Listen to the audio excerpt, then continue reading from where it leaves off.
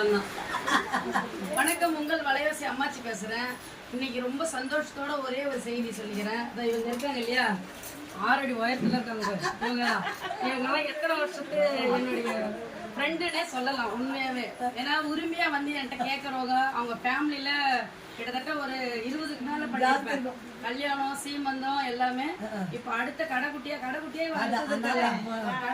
இந்த குழந்தைய கூட்டிட்டு வந்து வளையல் போடுறாங்க. அடுத்து வளகாப்புக்கும் இவளுக்கு நான் தான் கொடுப்பேன்.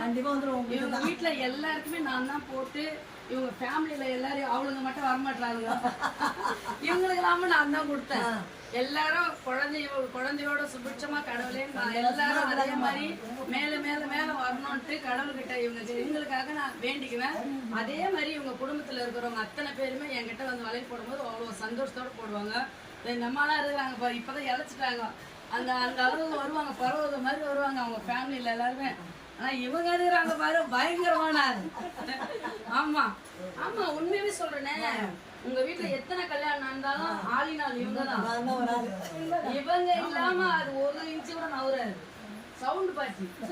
அதனால வந்து இவங்க மெயின் ஃபேமிலியில எனக்கு இவங்க முக்கியமான நபர். எனக்கு ஃப்ரெண்டுன்னே சொல்லலாம். கிட்டத்தட்ட ஒரு 20 வருஷத்துக்கு முன்னாடில இருந்து இவங்க என்னுடைய பழக்கம். அந்த சின்ன கடையில இருந்து இன்னமும் தொடர்ச்சியா வந்துட்டே இருக்கிறாங்க. ஒரு சின்ன நிகழ்ச்சினாலும் என்கிட்ட வளையல், மஞ்சள் குங்குமம் வாங்கிட்டு போய் தான் அவங்க வீட்டுல விசேஷத்தையே நடத்துவாங்க. என் மனசும் அந்த மாதிரி, அவங்க மனசும் அந்த மாதிரி. அந்த குடும்பம் இன்னும் மேல மேல வளரணும்னு கடவுள்கிட்ட நான் வேண்டிக்கிறேன். உனக்கு பிடிச்சிருக்காமா? இது அம்மாச்சி போடுற வளையல் தான். கை கட்டு வளையல் எல்லாம் போட்டேன் கல்யாணத்துக்கு, குழந்தைக்கு நானும் போட்டு